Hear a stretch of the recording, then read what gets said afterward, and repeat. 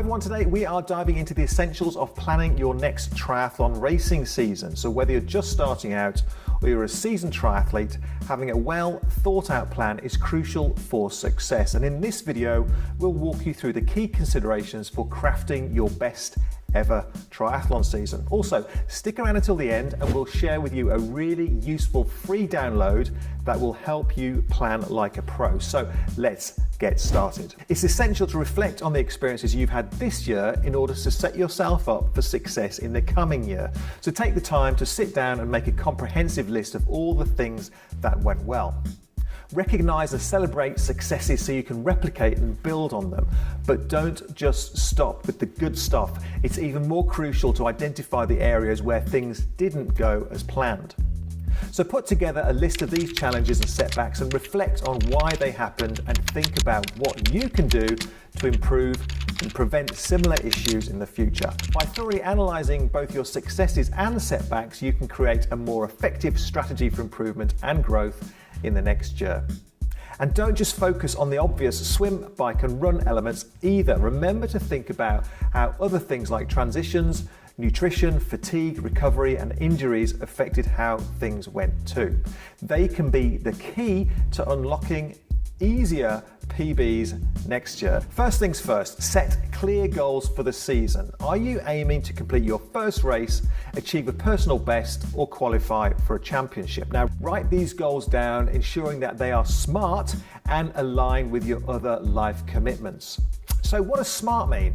Well, this is a mnemonic which stands for specific, measurable, achievable, relevant, and time-bound. And following this structure helps you plan your goals much more effectively. Don't forget to set shorter term goals as well as the biggies. They are vital to keep you motivated and on track. They'll also enable you to review progress all the way through the season and adjust the main goals if needs be. And remember, your goals will guide your entire training plan. Next up, let's look at how to choose your races for the season ahead. Now, it's crucial to prioritize them into different categories to ensure you're putting your energy and resources into the right events. You might race half a dozen races in a season, but you can't peak for all of them. So we recommend dividing your races into A, B and C categories. So A races are your main focus. These are your pinnacle events where you'll aim to peak and deliver your best performance. So choose these wisely as they will determine your training plan structure and timings. These are the races that you train hardest for and the ones you really want to shine at. Now, B races, while still important, are more of a stepping stone. They are great opportunities to test your strategies and build experience without the pressure of achieving your absolute best. And finally, C races are essentially training sessions within a competitive environment. They allow you to stay sharp and engaged without the intensity of A races.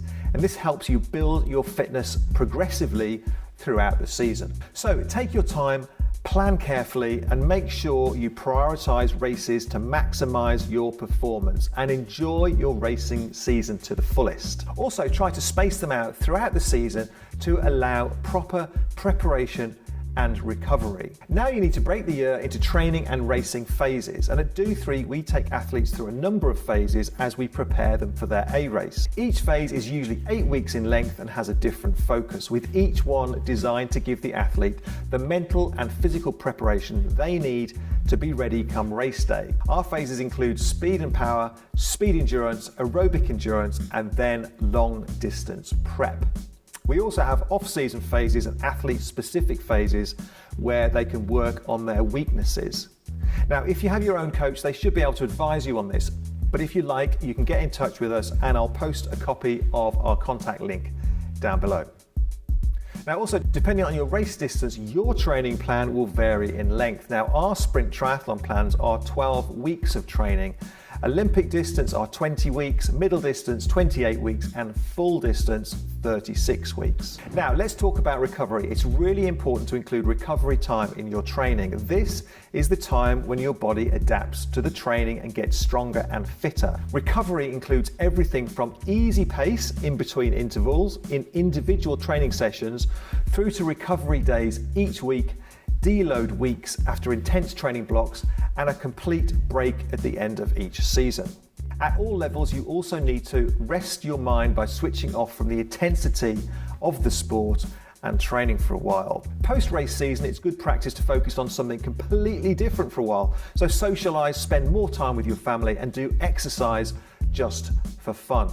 Now, during this period, dropping a little bit of fitness is completely healthy and normal, and it will make you feel hungry to start training again next year. And don't forget, remember, a lack of recovery can lead to a decline in performance. So this is arguably the most important time of your training. Next up, nutrition. Now, nutrition both in training and on race days plays a vital role in your success. So review how you feel your nutrition strategy worked this year and whether improvements need to be made in the year ahead.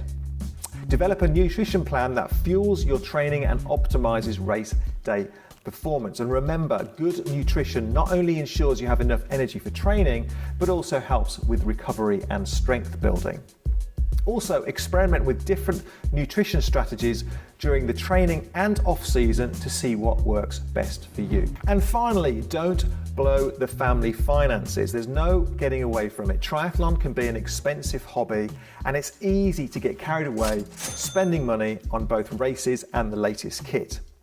So it's worth reviewing how much you spent on triathlon this year and how much you can realistically afford to spend next year. So include things like race fees, travel, accommodation, equipment, and maybe even your nutrition supplements. While the big brand destination races are really enticing and we'd all love a new bike, are there alternatives that would better suit your budget? Now, the latest equipment might give you very marginal gains if you're lucky, but training smarter and improving your transition times costs nothing and may well be more effective.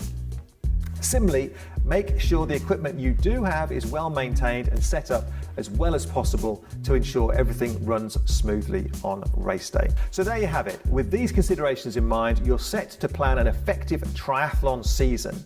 And to make things much easier for you, we've added a free download link in the description down below. So simply click the link down below to download our season planner.